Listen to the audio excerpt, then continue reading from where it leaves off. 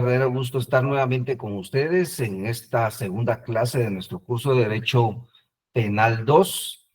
Pues espero que hayan tenido una semana de bendición, de éxito y que pues también en aquellos inconvenientes, ¿verdad?, del diario vivir, pues buscarles soluciones a los distintos problemas. Así que bienvenidos a esta clase. Vamos de lleno a empezar. Tenemos algún contenido pendiente que tratar. Se recordarán ustedes que hace 8 días estábamos nosotros pues analizando ya lo que corresponde a la teoría del delito. Y en su momento pues lo hablamos. Vamos a hacer una pequeña, un pequeño resumen de nuestra clase para que entremos en contexto de lo que quedó pendiente.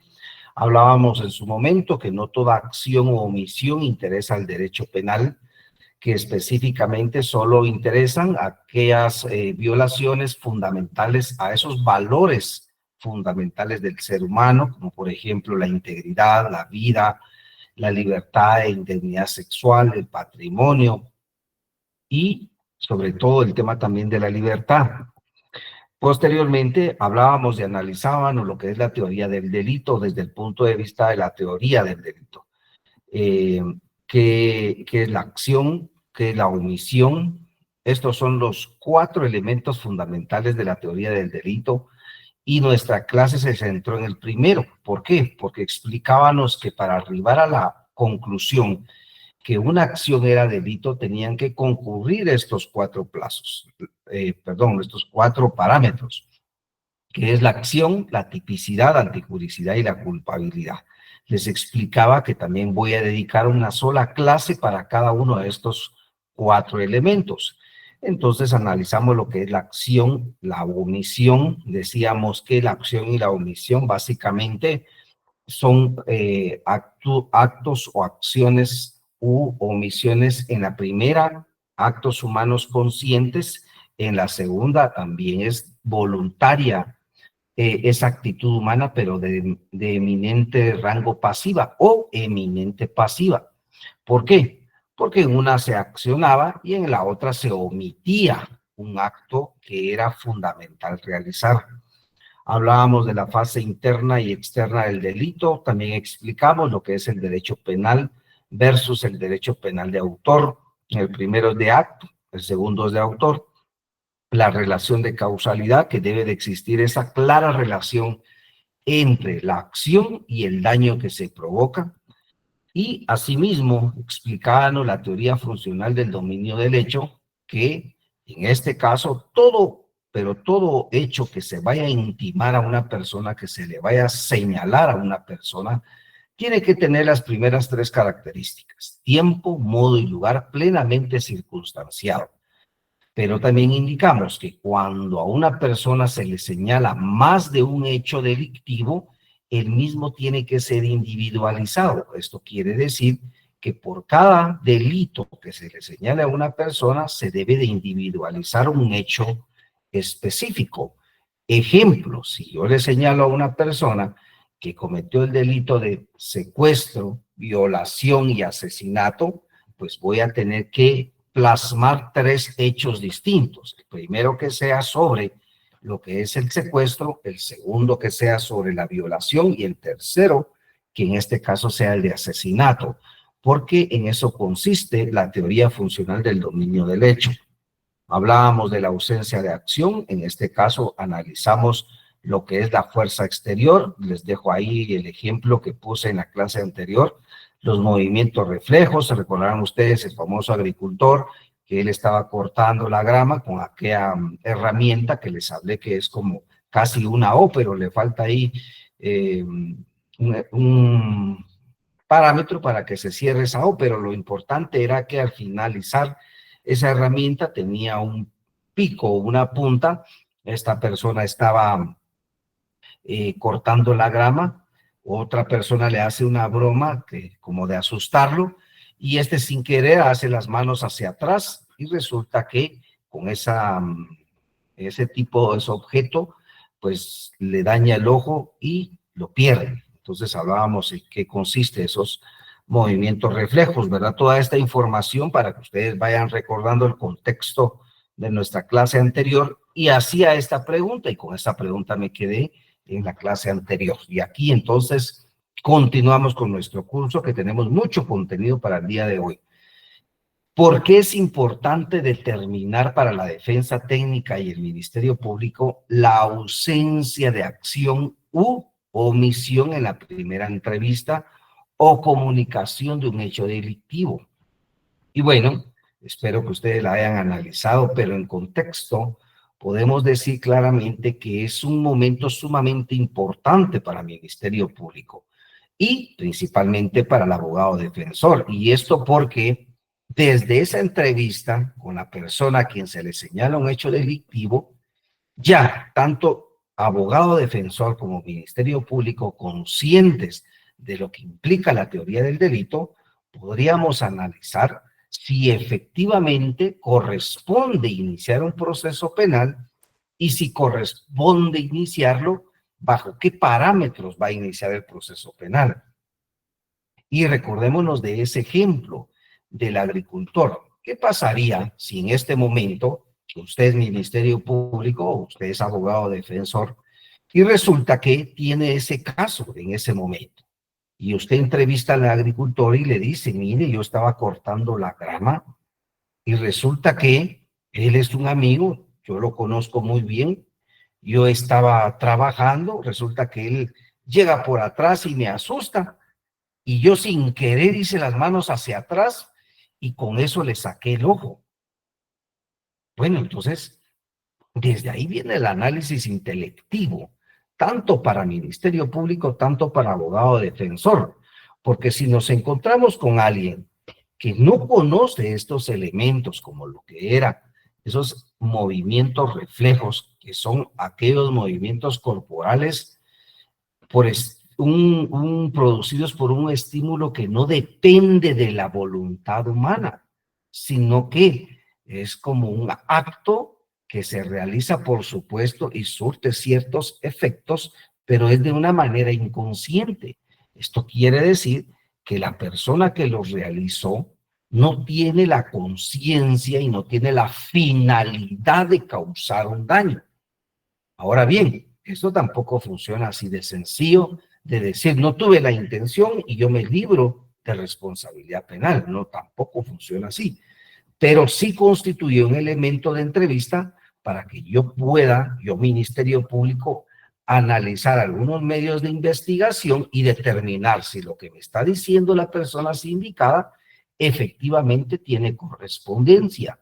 O bien, con elementos de investigación, yo voy a determinar que el sindicado me está mintiendo y por ende corresponde a investigar de otra manera. Y un elemento fundamental aquí a entrevistar sería la parte agraviada. ¿Qué sucedió? La parte agraviada también nos tiene que dar información muy importante. Y entonces, por eso es definitivamente, maestrandos y maestrandas, muy importante determinar desde la primera entrevista con los sindicados, o sea, las personas señaladas de un acto ilícito, si efectivamente existió acción o hubo omisión en el hecho que se le está señalando a esta persona. Y pongo otro ejemplo que me sucedió esta semana. Fíjense que por el día martes o miércoles tuve un caso en donde el Ministerio Público me estaba solicitando la primera declaración de una persona y que yo lo citara. Primera declaración no era ni siquiera una orden de aprehensión, sino citarlo a primera declaración, porque me indicaba el Ministerio Público que esta persona eh, había hurtado una motocicleta. Lógicamente, si hablamos de hurtarlo, él no tenía el consentimiento del legítimo propietario de ese vehículo para llevársela. Resulta que yo empecé entonces a analizar esa primera entrevista que hizo Ministerio Público. Y lo primero que me encuentro es que efectivamente el Ministerio Público entrevistó a la parte agraviada, o sea, el dueño de la motocicleta, entrevistó al hermano del dueño de esa motocicleta y entrevistó a quien dice que hurtó esa motocicleta y a otra persona que vende helados o tipo granizadas que pudo observar un hecho. Bueno, entonces es importante establecer qué información indicaron ellos en ese momento. Resulta que los dos hermanos, coincidían en que la persona que hurtó la moto con un vehículo antes le había ocasionado como un tipo accidente o fingió un accidente, lo bota, decían estos hermanos, y cuando él cae al suelo, él pierde la conciencia y es llevado a un hospital y la moto se queda ahí tirada. Y dicen ellos, es el momento en que él aprovecha para tomar la moto y llevársela. Los dos coinciden con eso. Resulta que, entonces yo leo lo que en su momento indicó el sindicado, y él dice, miembros del Ministerio Público, yo me encontraba juntamente y señala a estas dos personas a quienes dice conocer que estaban ingiriendo bebidas alcohólicas.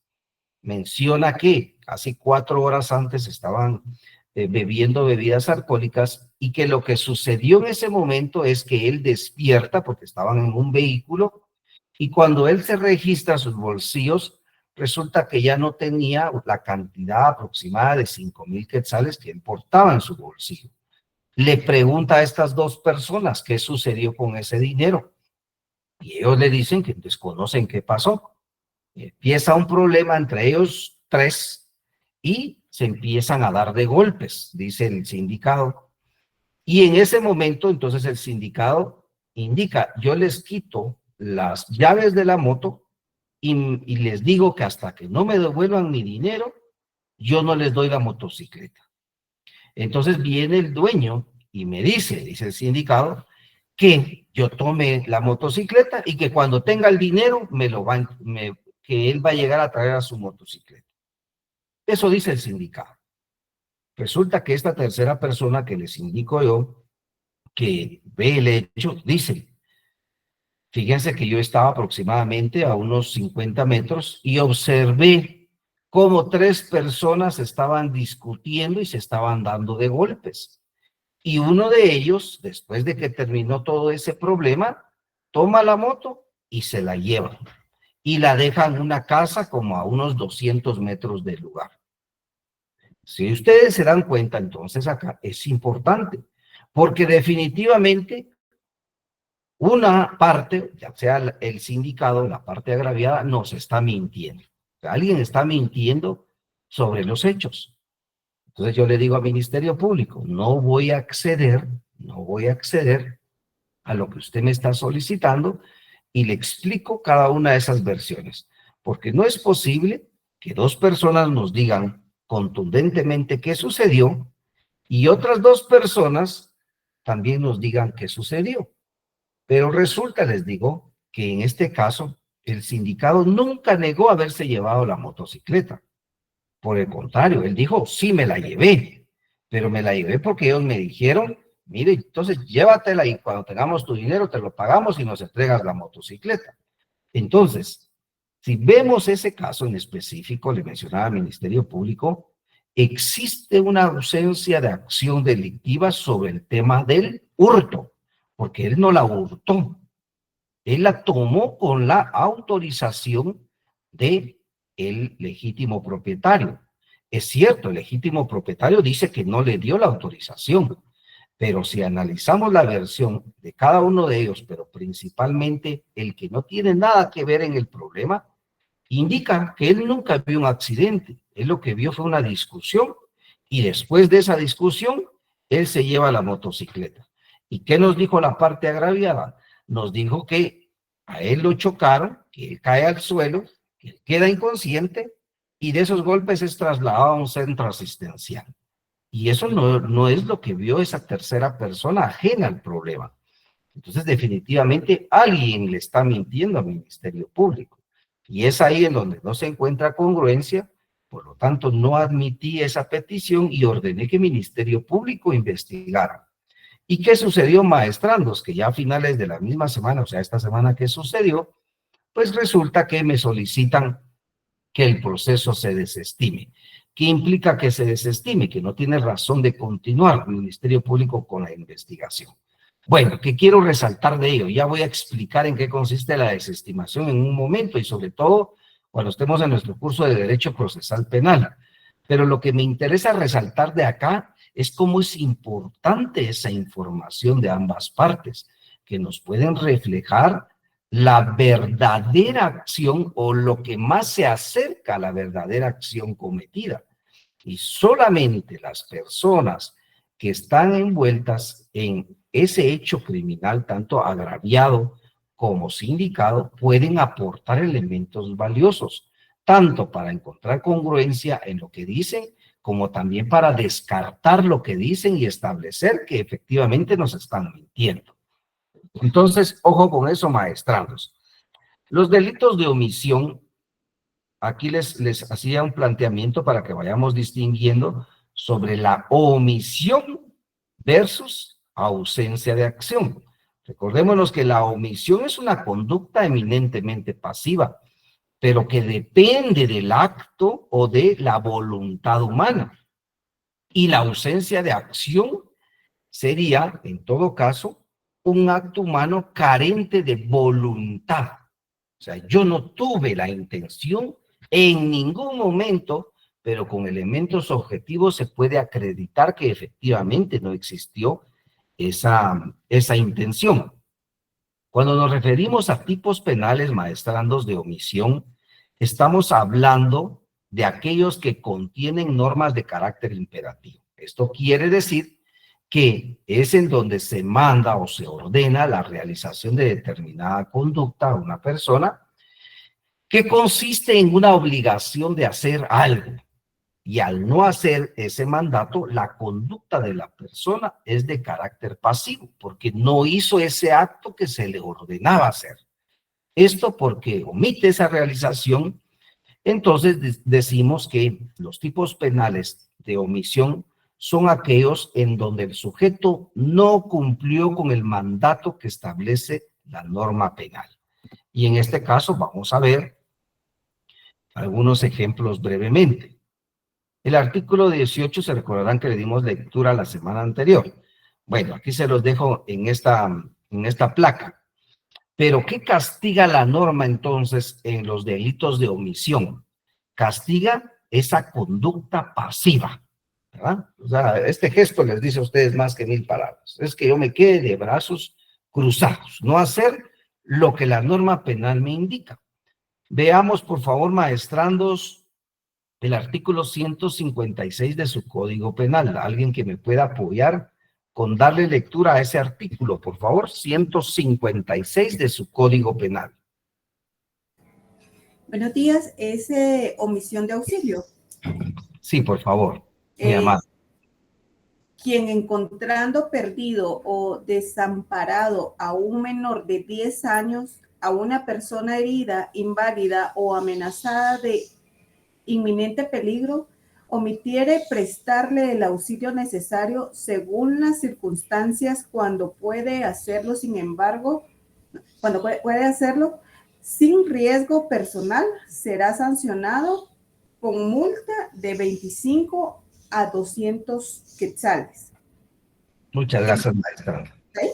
Si ven ahí, el elemento básico, casi lo tenemos al final, es omitir ese auxilio. O sea, yo omití, yo pudiendo ayudar a una persona que lo necesita, no lo hice, ¿verdad? Es encontrándome con esa facultad de poderlo hacer, dice la norma. Entonces no lo hice. Viene esta sanción, en este caso, el tipo penal da una sanción económica. Vamos a otro ejemplo. Artículo 457, por favor. Si me puede ayudar, maestranda, o alguien más que quiera participar. Yo, maestro. Yo, doctor. Por favor, estimado maestrando, 457, por favor. Sí. Omisión de denuncia. El funcionario o empleado público que por razón de su cargo tuviere conocimiento de la comisión de un hecho calificado como delito de acción pública y a sabiendas omitiere o retardare hacer la correspondiente denuncia a la autoridad judicial competente, será sancionado con multa de 100 a 1,000 quetzales. En igual sanción incurrirá el particular que, estando legalmente obligado, dejare de renunciar. Correcto. Si ustedes ven aquí también, es un acto de omisión. O sea, yo funcionario público, en el primer párrafo, dice empleado funcionario público, que tiene conocimiento de un hecho delictivo de acción pública. Yo omito realizar la denuncia. O sea, yo no denuncio, no me quiero meter a problemas, mejor no lo hago, finjo no haberlo visto. ¿Qué hice? Tuve una actitud pasiva porque no lo realicé.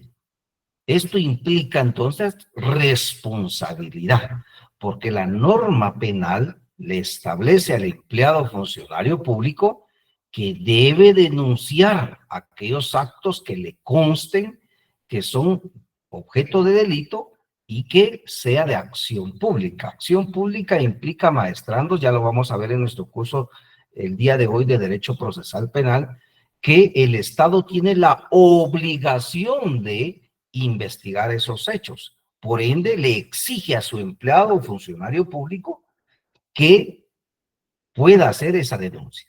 Pero yo no lo hago, es una actitud pasiva.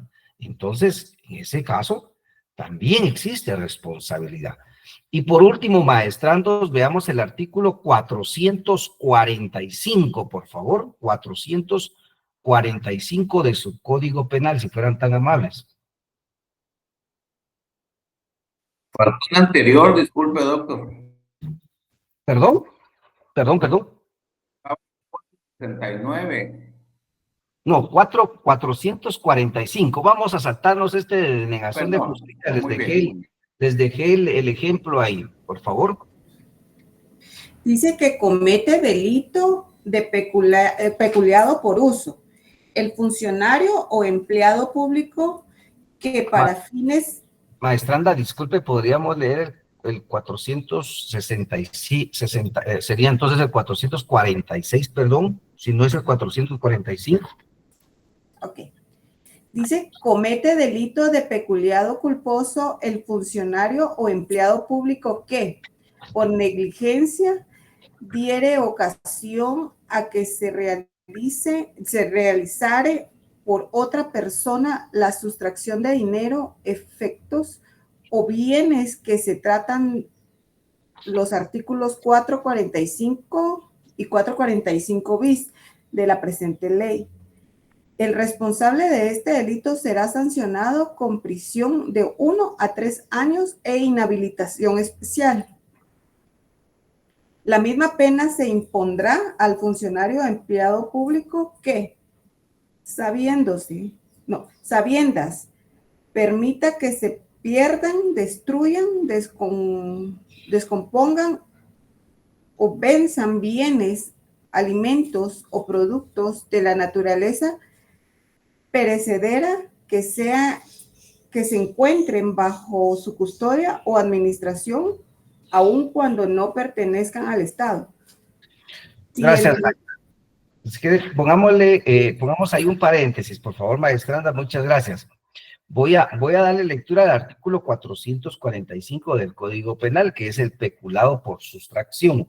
En este caso, este delito indica que comete el delito de peculado por sustracción el funcionario o empleado público que sustrajere o consintiere, ojo con eso, consintiere que otro sustraiga dinero, efectos o bienes que custodie, perciba, administre o guarde por razón de sus funciones.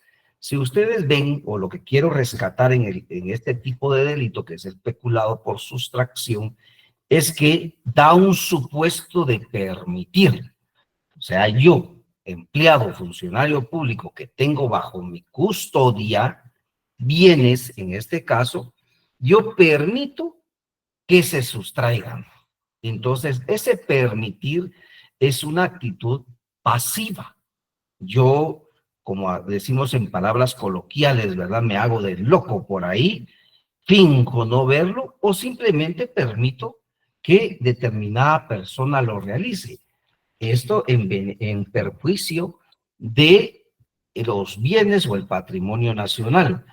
Esto implica entonces que el peculado por sustracción tiene un supuesto también pasivo, y esa pasividad, esa conducta, porque es una conducta solo que pasiva de una persona, la ley lo castiga, porque alguien podría decir, no, pero si yo no tomé el dinero, no, pero si yo no tomé esos bienes, pero la ley a usted le ordena que usted no tiene que permitir que se tome ese dinero, que se tome esos bienes porque están bajo su resguardo.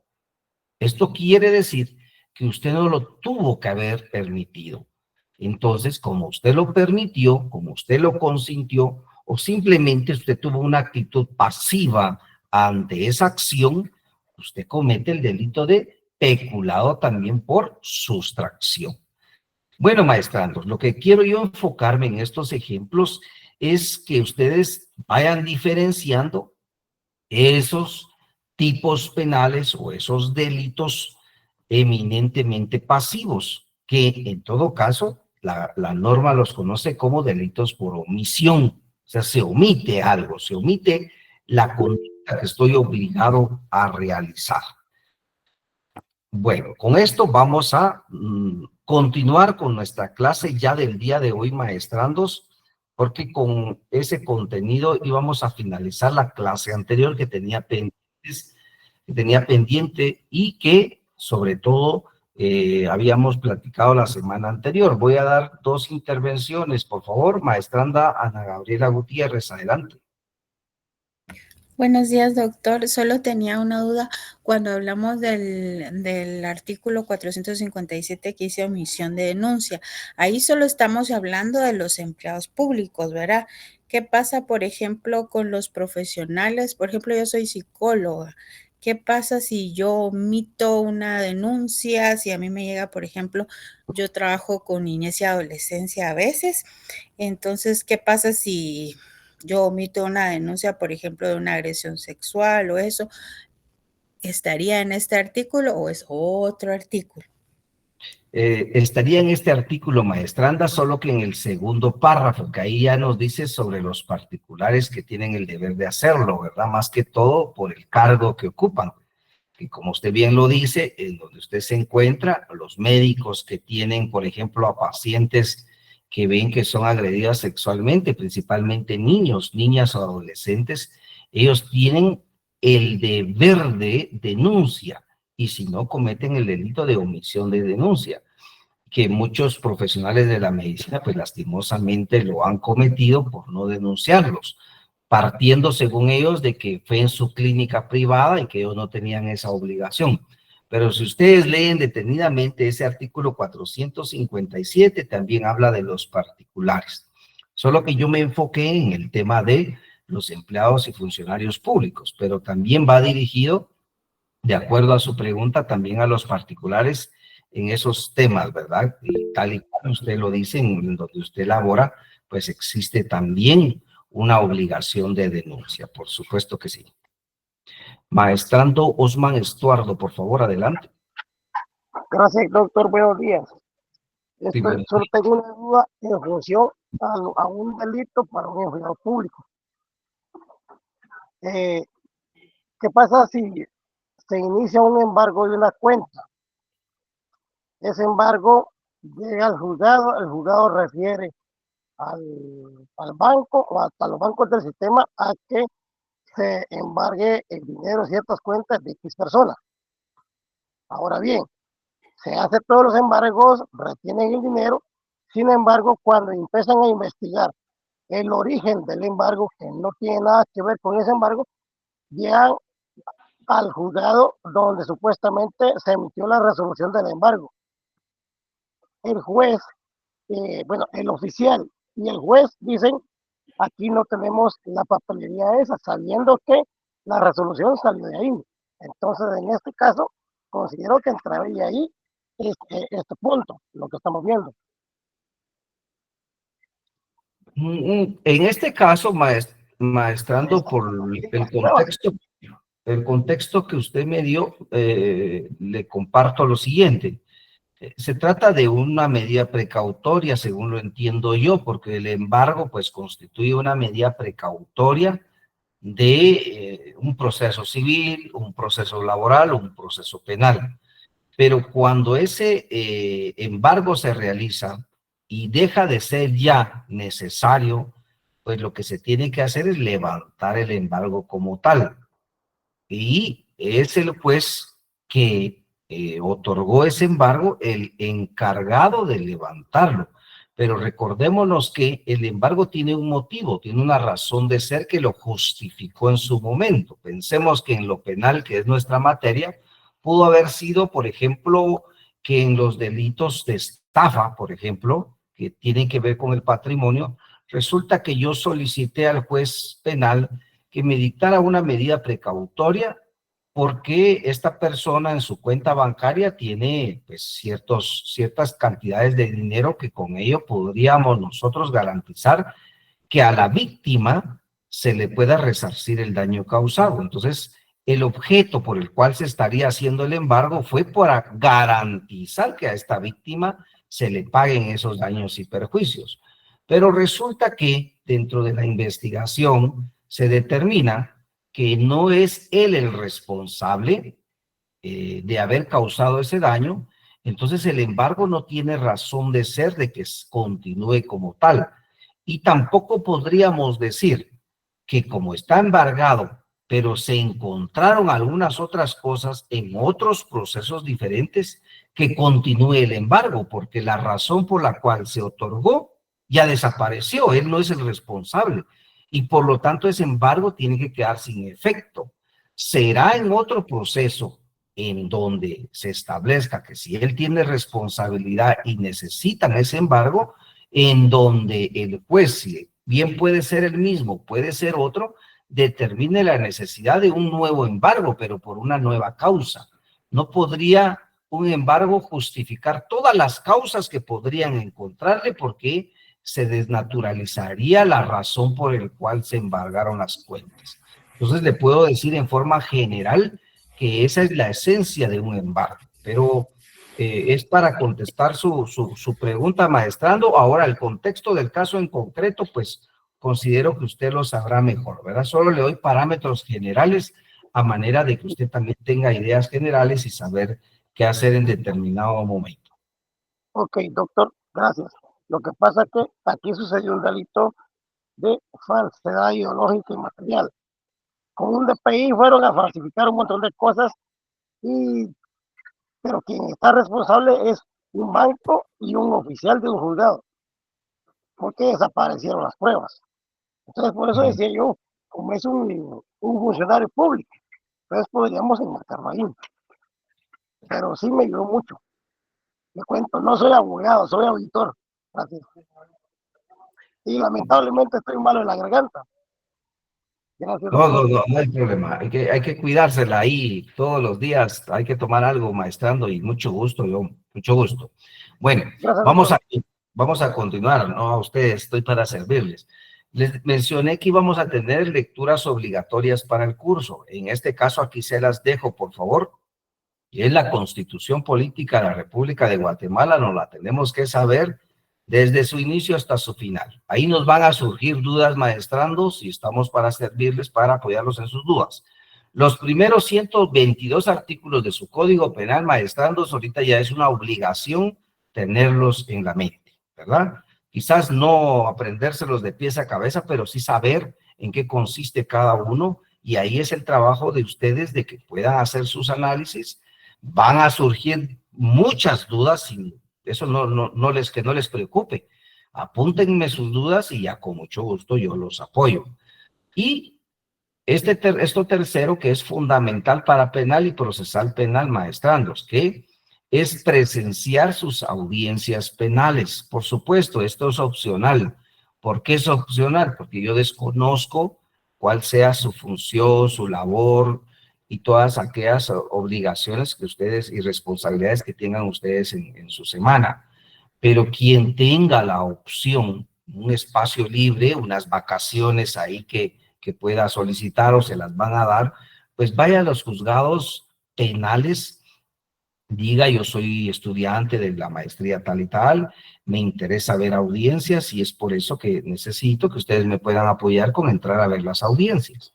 Le van a pedir su identificación, usted ingresa. Si les están pidiendo alguna constancia de su docente, con mucho gusto me lo dicen y yo se las envío, pues, ¿verdad? Para decir que ustedes son estudiantes y que ustedes necesitan ver audiencias. Esto de audiencias, maestrandos, es fundamental para su curso de penal, para su curso de procesal penal. ¿Por qué? Porque ustedes no me dejarán mentir de acuerdo a sus diferentes profesiones. Por ejemplo, el maestrando anterior me decía, yo soy auditor. Y alguien me diría, yo soy psicóloga, yo soy administrador, yo soy abogado, etcétera. Pero independientemente de la profesión que tengamos, nosotros sabemos que la práctica hace al maestro, ¿verdad? Es la práctica la que nos lleva a nosotros a poner en práctica esos conocimientos. Entonces, por eso es fundamental ver audiencias para que ustedes puedan ir analizando cómo se ponen en práctica esos conocimientos que vamos adquiriendo ya. Entonces, para los que pues estén en San Marcos, con mucho gusto o estén cerca o se les facilite ir a San Marcos, con mucho gusto, pueden abocarse conmigo, aquí está mi correo electrónico, mi número de teléfono, y con mucho gusto, pues ahí pueden ver audiencias evidentemente penales conmigo. Y si no, yo los puedo apoyar en su localidad, por favor, porque gracias a Dios, pues estoy trabajando en el organismo judicial, tengo ahí algunos contactos con muy buenos amigos que nos pueden facilitar ese tipo de presenciar audiencias penales. Entonces, tomar en consideración eso, maestrandos, y lógicamente este contenido les va a servir a ustedes para sus dos cursos, penal y procesal penal, que van de la mano. Maestranda Indira Prado, por favor, adelante. India. Buenos días, doctor. Una pregunta. Bueno, ahorita me surgió. ¿Las audiencias de revisión de medida de adolescentes en conflicto con la ley penal entrarían como parte de las audiencias que usted nos está comentando? Correcto, sí, definitivamente, maestranda. La puede ver, esa revisión a la medida, o bien la reforma al auto de procesamiento, que es otra audiencia que ustedes ven en niñez. Es fundamental que las puedan apreciar porque básicamente son los mismos parámetros en niñez de esas audiencias con nosotros en el tema penal, ¿verdad? Entonces esas dos audiencias me parecen perfectamente muy aplicables. ¿De acuerdo? Okay, gracias, doctor. De todos modos, sí, tal vez lo molesto para otro tipo de audiencias porque mi expertise es más que todo en el tema de niñez y adolescencia, pero sí me interesaría ver el proceso de adulto. Correcto, con mucho gusto. Ahí les dejé el contacto respectivo. Para el número de teléfono solo agradecería, maestrandos, como lo han hecho algunos compañeros y compañeras de ustedes, solo enviarme un mensajito antes, ¿verdad? Para que yo sepa quién me está escribiendo, quién me está llamando, porque pues no contesto llamadas que no tengan el número en mi teléfono. Entonces, se los comparto para que ustedes como estudiantes ahí me hagan el enorme favor de enviarme un mensajito previamente. Bueno, en ese entendido, entonces, tenemos un objetivo de esta nuestra segunda clase. Vean, ya nos llevamos algunos minutos, pero es importante explicarlo bien, maestrandos. Estudiar los elementos de la tipicidad. ¿Cuál es la tipicidad? Es ese segundo elemento de la teoría del delito, que nos sirve para encuadrar la conducta, o sea, la acción que cometió una persona en un posible delito. Aquí les presento entonces esta placa que nos va a ir sirviendo, la van a ver ustedes muy seguido, porque esto nos va a ayudar en ese eslabón de la teoría del delito. Analizábamos la acción, hoy estamos analizando la tipicidad. Entonces, ubiquémonos que estamos ya hoy en ese segundo elemento. Pensemos que ya superamos en un hecho específico la acción y dijimos si es una acción relevante, si es una acción que le interesa al derecho penal, si es una acción que causó lesividad a un bien jurídico tutelado. Ustedes saben que el bien jurídico tutelado ahora es ese valor que protege el Estado a las personas, como la integridad, la libertad, la vida, el patrimonio. la indemnidad sexual o libertad sexual, entre otros ejemplos. Entonces, la tipicidad. ¿Cuándo decimos que una conducta es típica? La conducta es típica, o sea, existe tipicidad si la conducta de acción u omisión, porque ahora recordémonos, acción voluntaria, la omisión también es voluntaria, pero es pasiva. Es voluntaria dirigida a una finalidad. Ojo con eso. Esto es importante, maestrandos, porque esa voluntad tiene que estar dirigida a una voluntad. ¿Qué sucedió con el ejemplo que les di de aquella persona que se le acusaba de haber hurtado una moto? La finalidad de él no era en ningún momento el hurtar la motocicleta. Él, en su finalidad fue porque de ese conflicto que tuvo con estos dos hermanos, le dijeron, bueno, entonces llévate la moto y cuando tengamos tu dinero, no la entregas. Entonces él se lleva la motocicleta y hasta incluso la va a encargar ahí adelante de donde estaban ellos. ¿Cuál era la finalidad de él? Tener la motocicleta como una garantía de un pago que habían ellos como un acuerdo de voluntades de forma oral, de forma verbal, arribado. Esa era la finalidad. En ningún momento la finalidad fue tomar la motocicleta, hurtarla ilícitamente y despojar ilícitamente el patrimonio de esta persona. Entonces, por eso es fundamental que nos centremos también en esa finalidad, que nosotros conocemos también como el móvil del delito. ¿Cuál fue la intención o cuál fue la finalidad de realizar el delito? Y encuadra o subsume en uno o más de los tipos penales vigentes. O sea, la acción que se comete, la omisión que se comete, la tipicidad implica hacer esa labor de establecer si en la norma, si en el Código Penal por ejemplo, existe un delito donde podamos encauzar, en donde podamos encuadrar esa acción o esa misión en ese delito.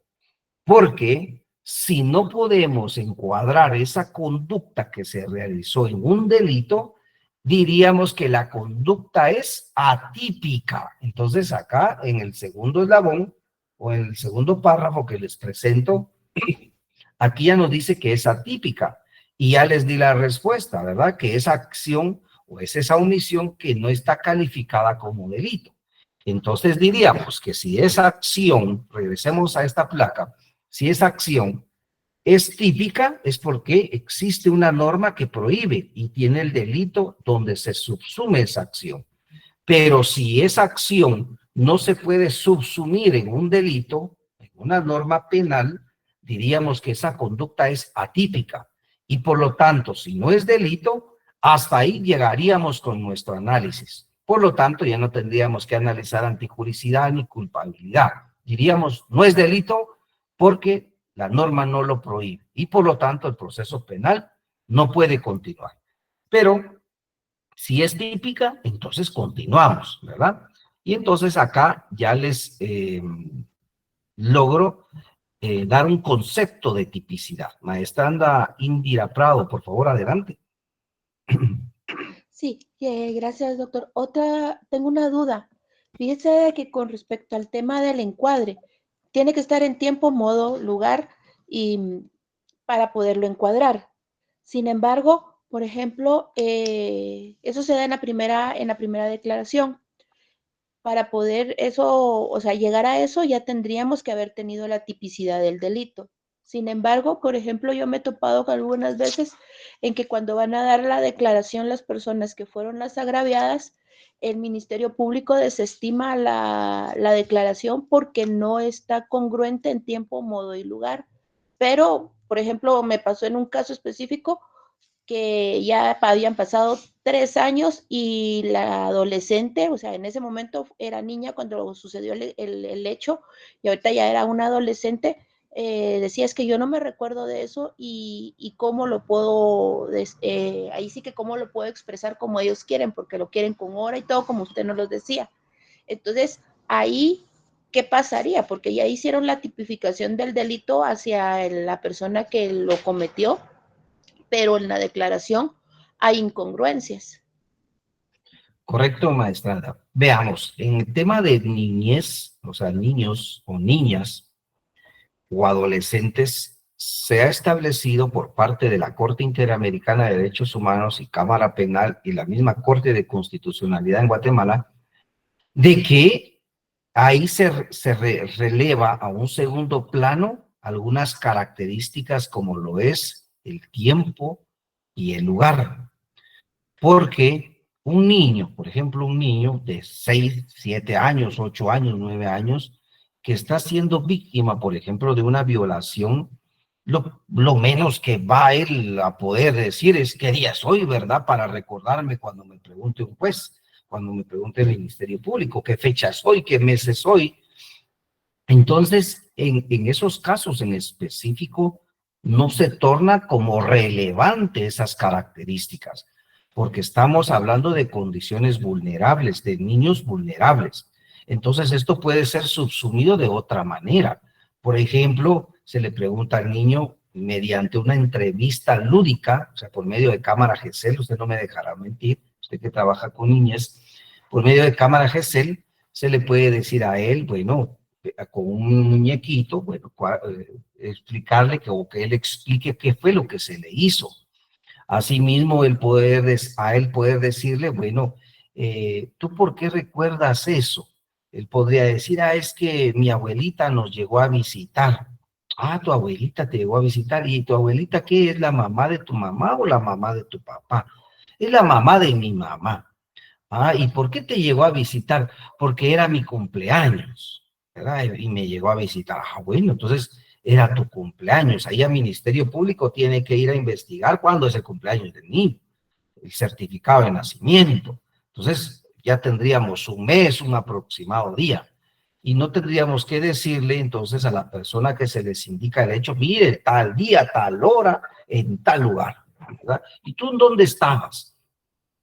Yo estaba en el mangal, porque me recuerdo de un niño que así lo dijo. Yo estaba en el mangal.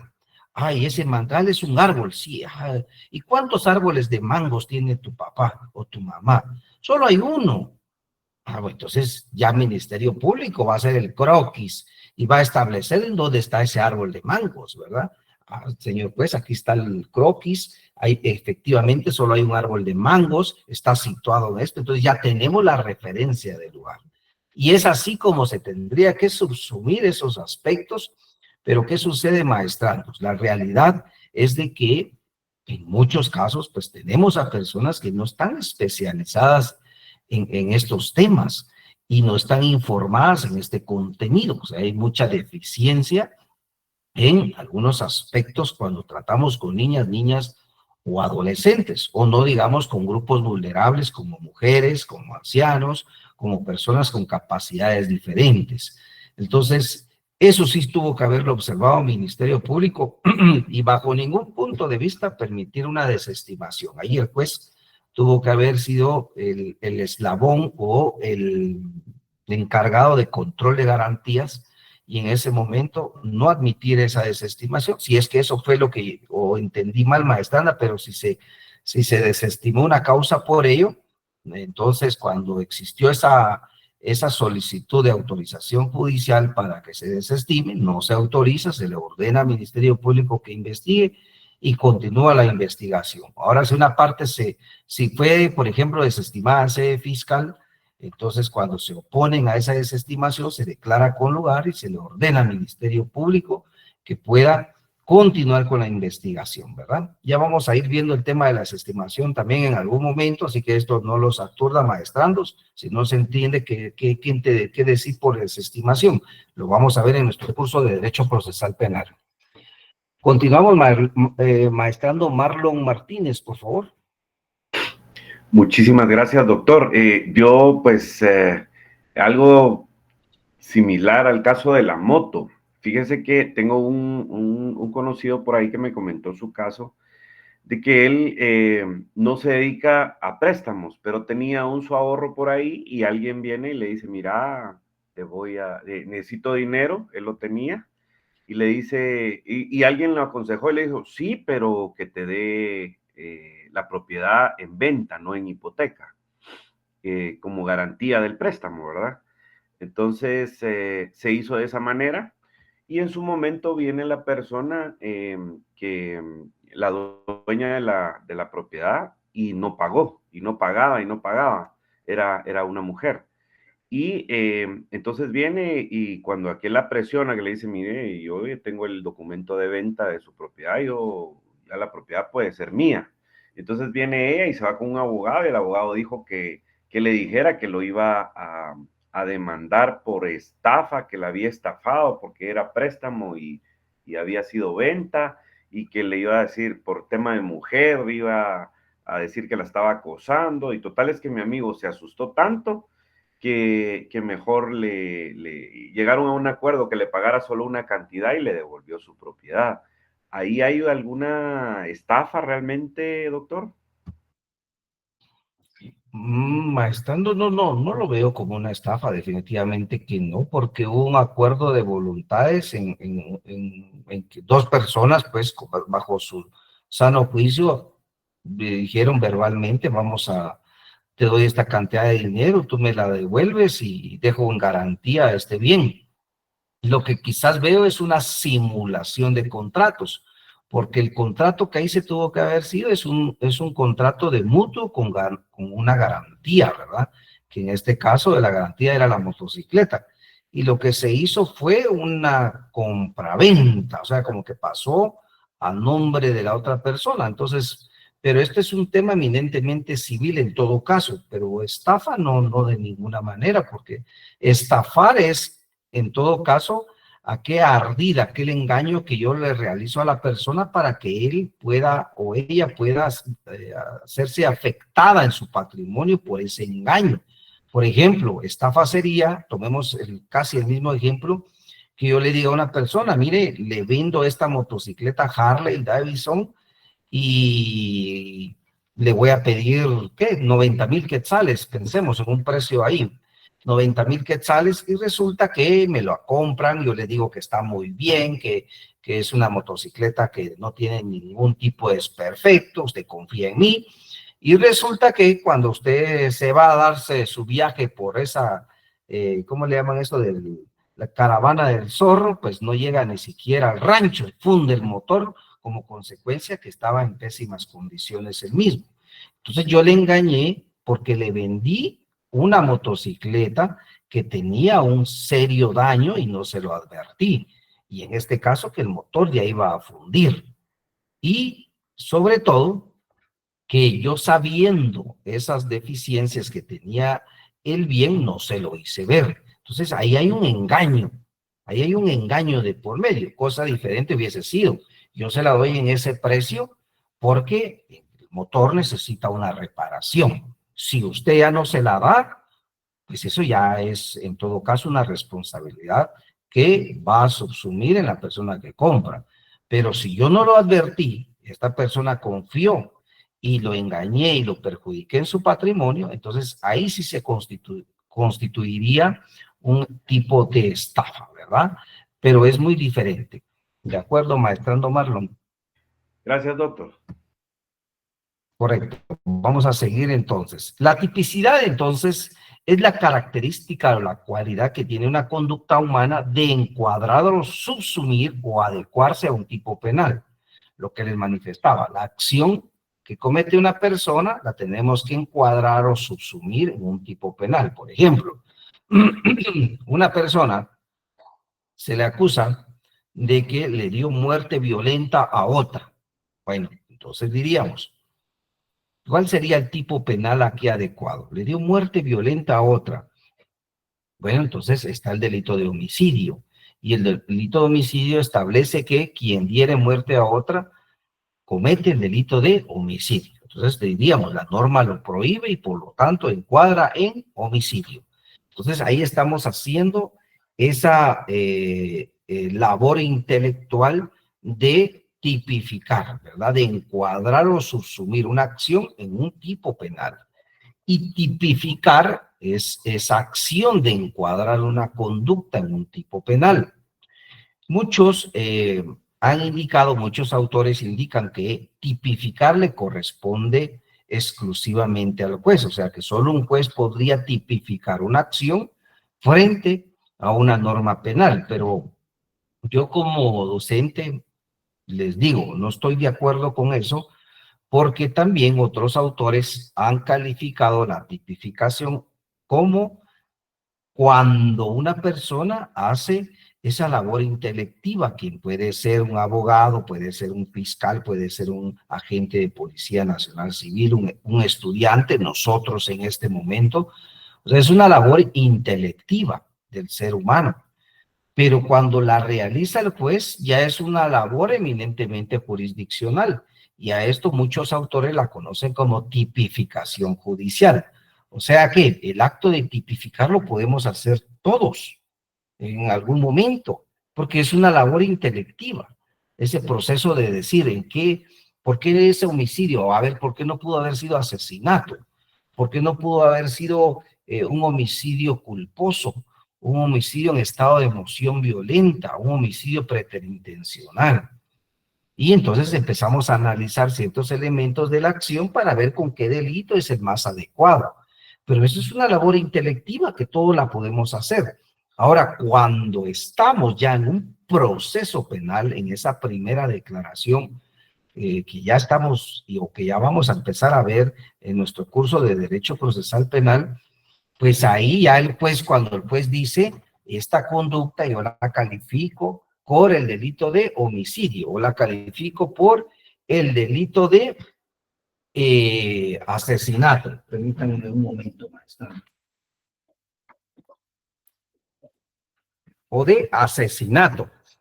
Entonces, en este caso, ya el juez está haciendo esa labor también de tipificar, pero a esto se le conoce como tipificación judicial. Entonces, esto hay que tomarlo muy en consideración. El tipo o injusto penal es así como se le conocen a los delitos, maestrandos, ¿verdad? Muchos autores van a encontrar ustedes que dicen delito, tipo penal, el injusto penal, pero todos se refieren técnicamente a la palabra delito, ¿verdad? Solo que en este caso es mucho más técnico que alguien diga el tipo penal o el injusto penal, pero todos se refieren al delito, que es en todo caso algo que ustedes tienen que tener claro. La triple función del tipo penal o el injusto, o sea, del delito.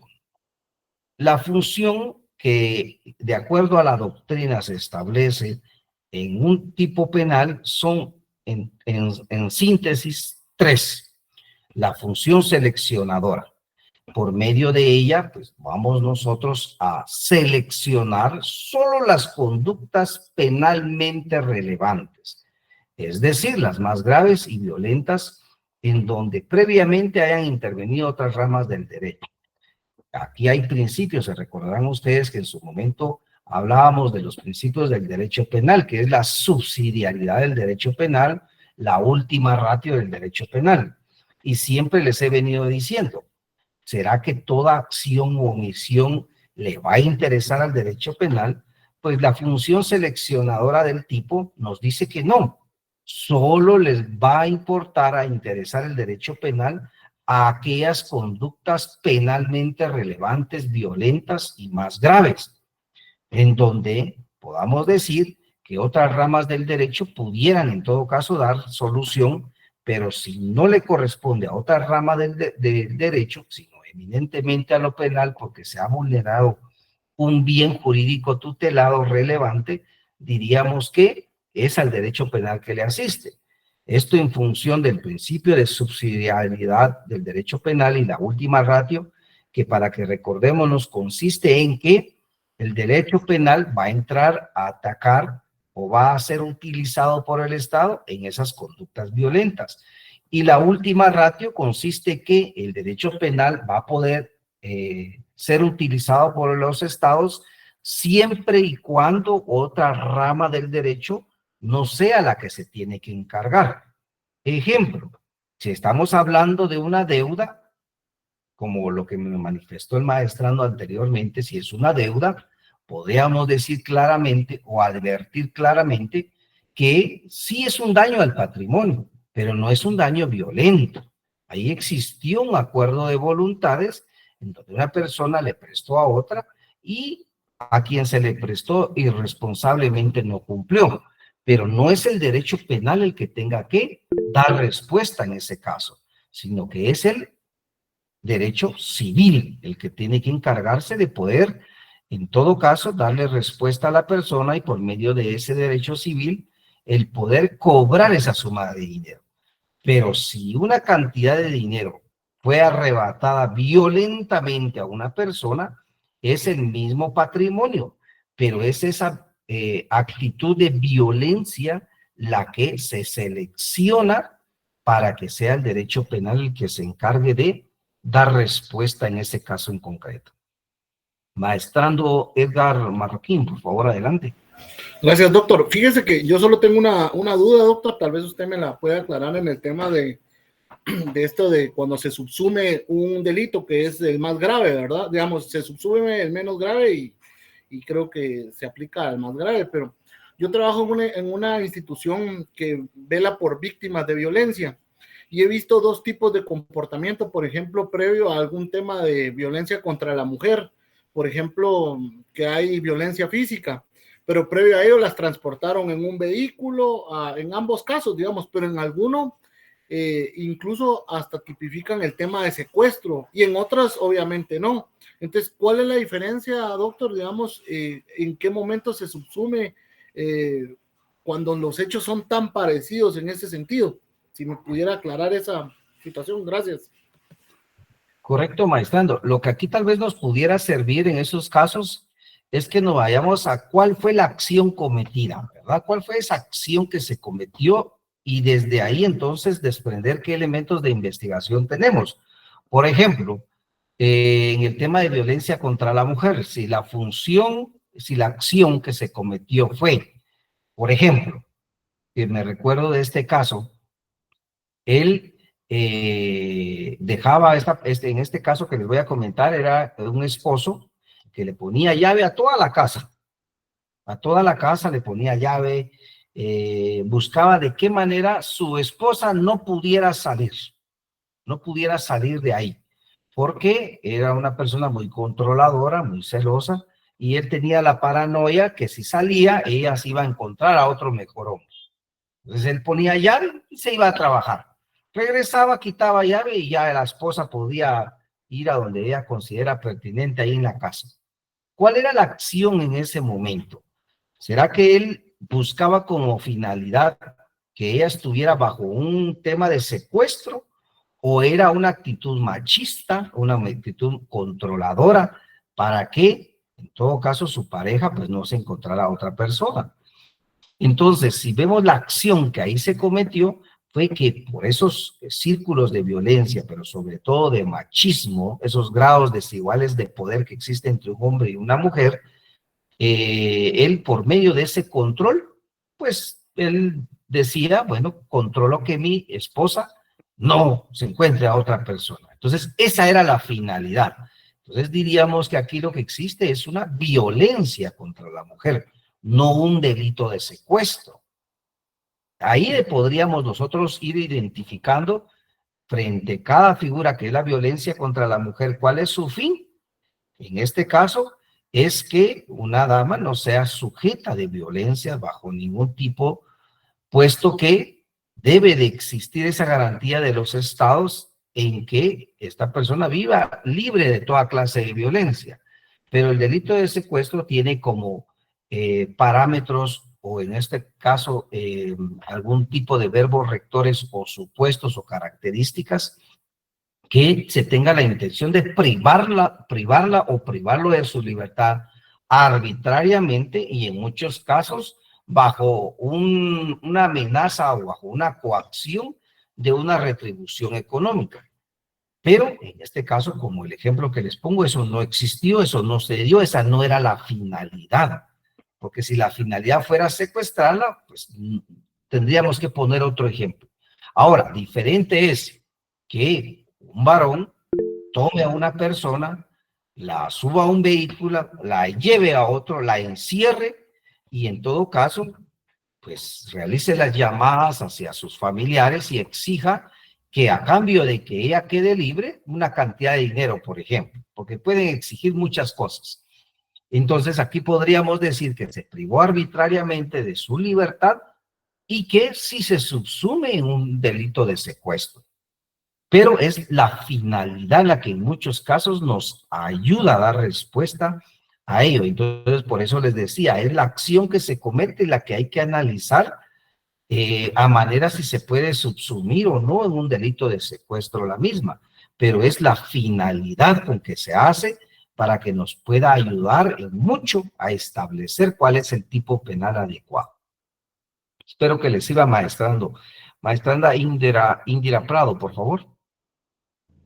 Sí, doctor, entonces aquí básicamente se tendría que analizar, bueno, lo que yo le entendí por el caso que nos estaban explicando ahorita, habría que analizar los verbos rectores también que están entre lo que es para la tipicidad de los delitos, para poder saber en cuál encuadra entonces. Exactamente, son los verbos rectores, porque y los verbos rectores son maestrando esas características de cada delito. Y si esas características que tiene cada delito efectivamente se dan en la acción que se comete, ahí ya nos da más parámetros para indicar si efectivamente en el caso en concreto podemos o no utilizar ese delito. Entonces, por eso es importante, como bien lo dice maestranda Indira, analizar esos verbos rectores, esas características, y si la acción que se cometió si tiene esas características, indudablemente, pues ahí podría perfeccionarse un tipo penal como lo que se está indicando. Bueno, continuamos maestrandos. En este caso también tenemos la función de garantía, que sirve para proteger al ciudadano del poder arbitrario del Estado. Recordémonos que el Estado también es poderoso, tiene mucho poder el Estado por medio de sus organismos. Y frente a una persona resultaría que nosotros nos podríamos quedar pues prácticamente sin ningún tipo de posibilidad de defendernos si el Estado fuera totalmente arbitrario, pero no funciona así en el derecho penal. El Estado también está limitado a ciertas garantías fundamentales, como las que le presento en esta plaqueta, que es la garantía de no hay pena sin ley anterior. Esto quiere decir que el Estado no podría perseguir a una persona y quererle imponer una sanción si en una ley no está establecido ello. Entonces se le diría momento, ¿verdad? A Ministerio Público, porque ¿quién representa al Estado en el tema penal? Ministerio Público. Y es por eso que los jueces, maestrandos y maestrandas constituyen esa garantía o esa función de garantía frente al ciudadano. Y aquí cobra la relevancia de que personas idóneas estén en esos cargos y sumamente plenamente preparadas. ¿Por qué? Porque son quienes le van a poner un alto a esa arbitrariedad que pueda tener el Estado. Porque recordémonos también que el poder a veces se corrompe. Y si no, hemos tenido ahí varios ejemplos, ¿verdad? Desde la extinta CICIG, que surgió muy buena, ¿verdad? La idea yo la aplaudo como nació. Ahora, ¿cómo se fue convirtiendo? Esa fue una arbitrariedad, por supuesto, porque dicen que el poder, si no es controlado, se pervierte, es arbitrario. Entonces, tienen que haber controles y la función de garantía específicamente es ello. Por medio de los jueces, controlar las garantías constitucionales y poder decirle al poder punitivo que lo representa el Ministerio Público, no accedo. Ejemplo de garantía es valga la redundancia, es el ejemplo que les puse de esta persona que lo estaban citando a primera declaración.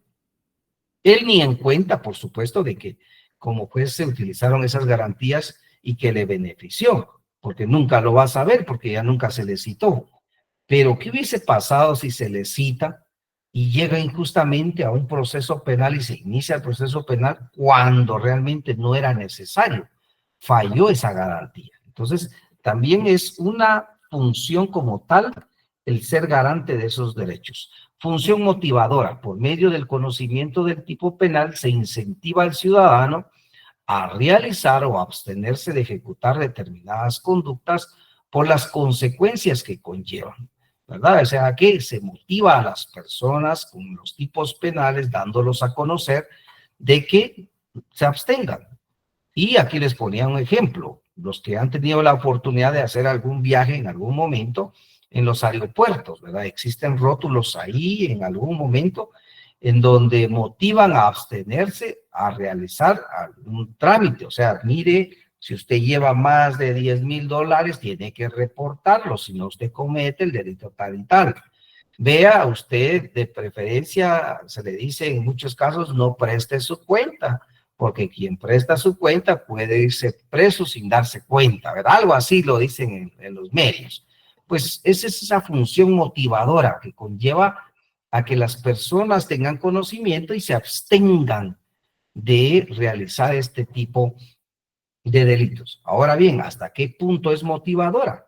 Pues la verdad es, de acuerdo a las estadísticas, podríamos decir que lo que abstiene a una persona a realizar un delito no es la pena, no es la cantidad de años, sino son los controles que se tienen para que esos delitos no se perfeccionen.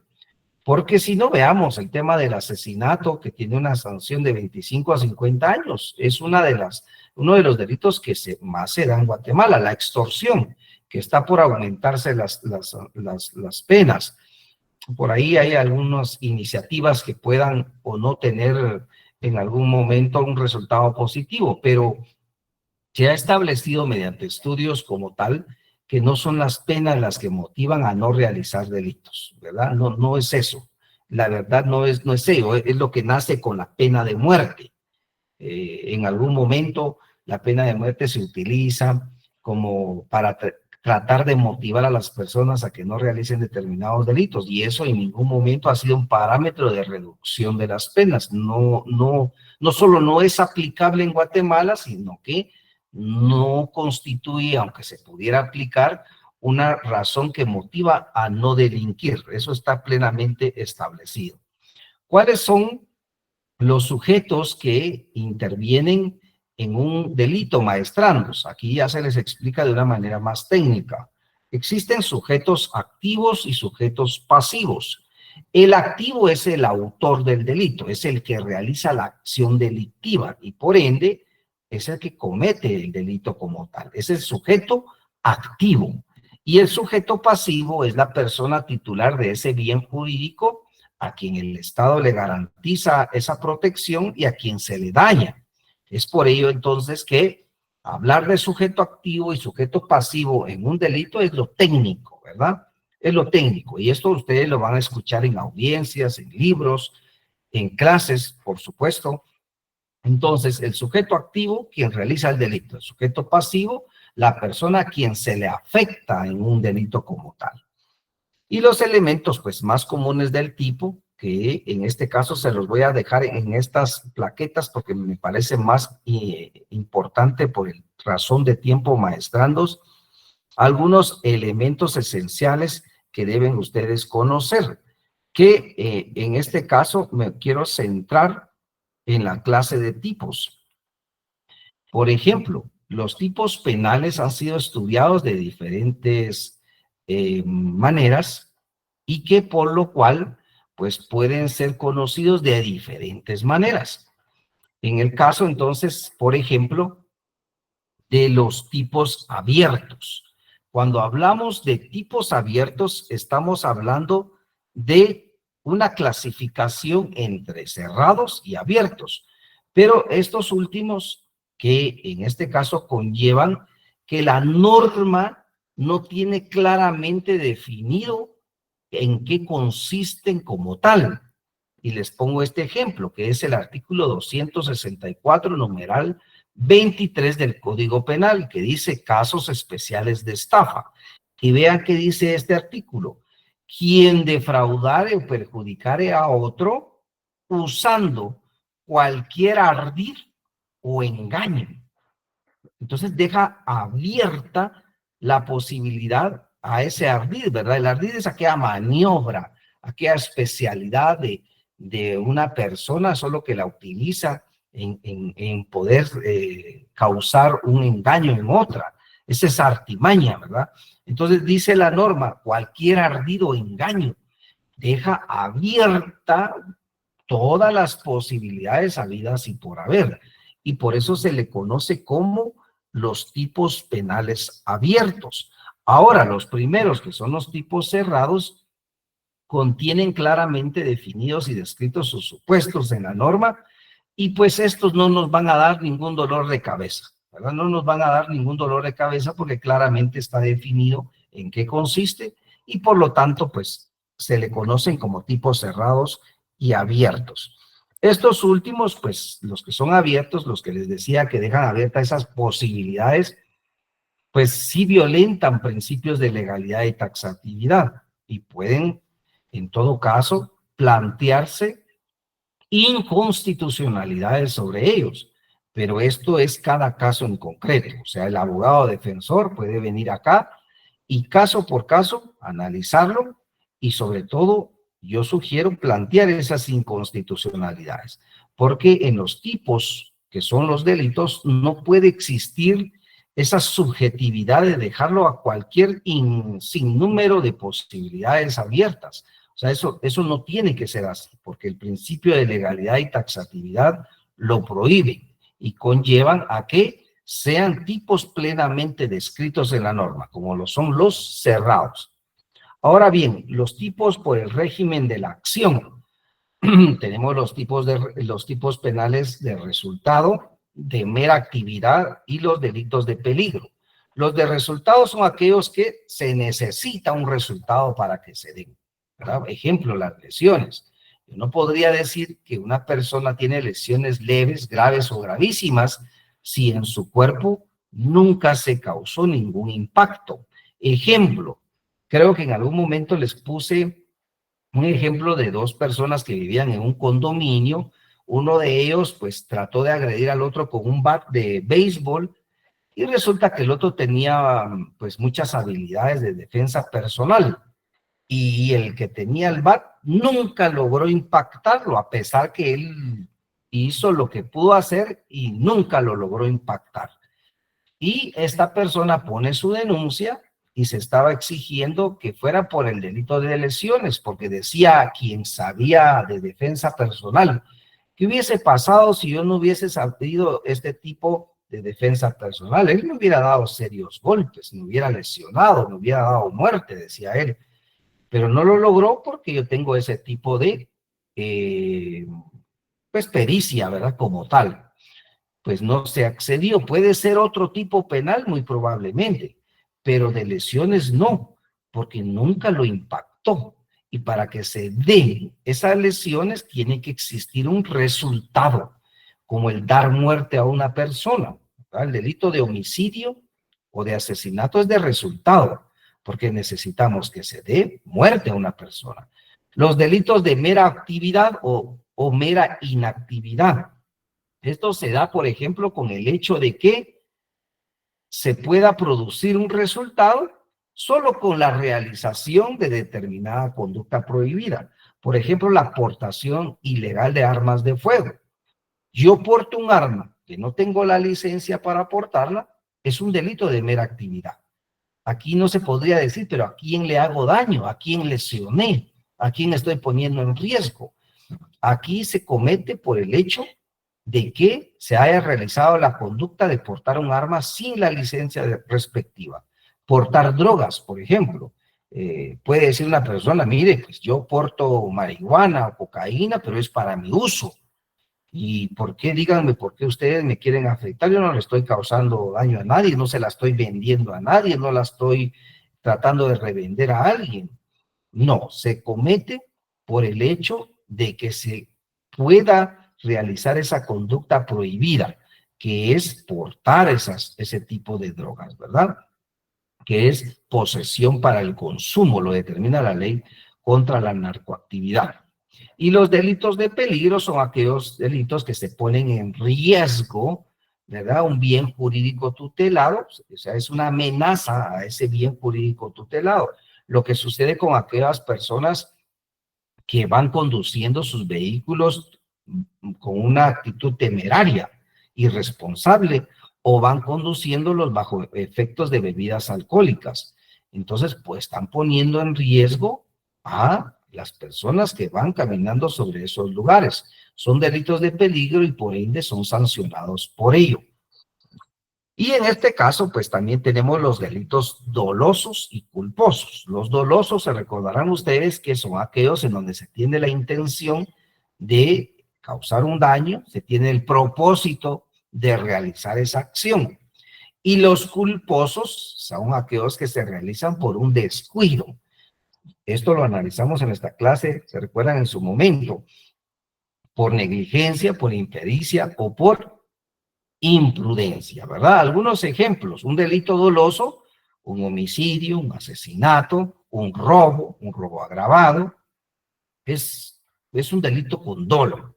Ahora, un delito culposo, lesiones culposas, ¿verdad? Yo voy conduciendo mi vehículo, el clásico ejemplo, verifico mi teléfono y por voltear a verlo, pues yo vengo, colisiono con otro vehículo y le causo lesiones a las personas que iban en ese vehículo. O en el peor de los casos, el homicidio culposo. Yo voy conduciendo mi vehículo por ir texteando con el teléfono, ir observando el teléfono, pues yo vengo y impacto a otro vehículo y le doy muerte a una persona sin quererlo, pero causé el daño. Es un delito de homicidio culposo. El error en el tipo, maestrandos. El error en el tipo me interesa, y con esto vamos a concluir nuestra clase, que lo tengamos claro. El error en el tipo consiste en que una persona desconoce de lo ilícito de su actuar.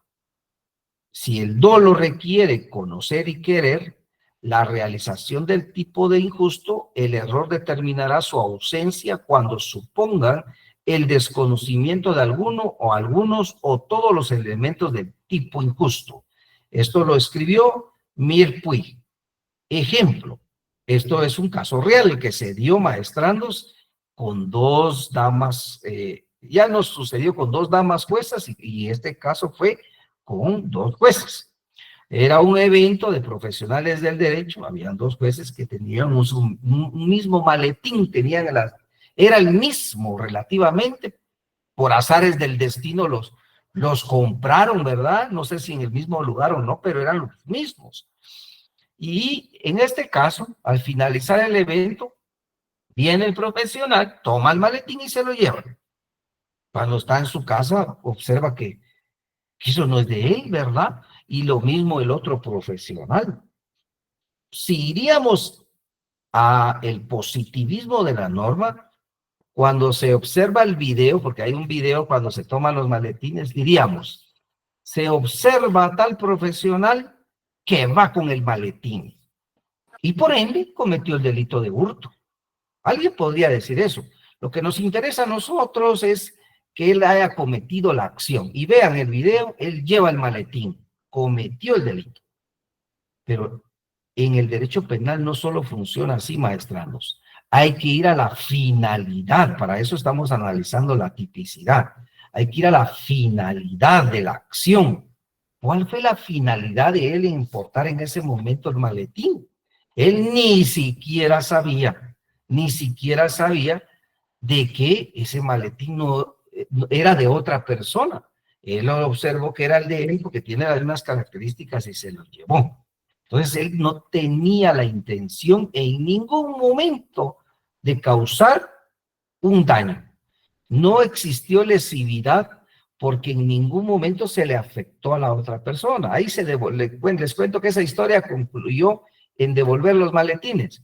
Nunca se fue a un proceso penal, ni mucho menos, pero sí me sirvió para utilizarlo como ejemplo para explicar el error en el tipo.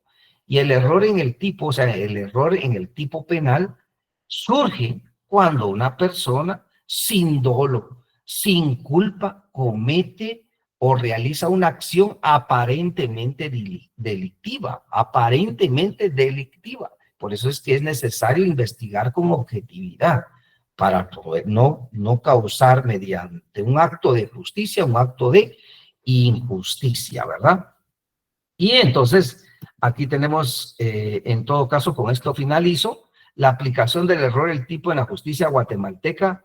Esto no lo regula la ley como tal, esto va más allá y por eso en maestría lo tocamos, porque esto requiere de un análisis de integración de normas que juez, fiscal y abogado defensor conozcan de ello, ustedes como maestrandos, pero es de detectar el error en el tipo y se detecta con esa acción, ¿no? Ninguno de los dos tuvo esa voluntad dirigida a causar un daño en el patrimonio del otro. El fundamento es el artículo 4 de la Constitución Política de la República de Guatemala, que habla de la dignidad e igualdad de los seres humanos.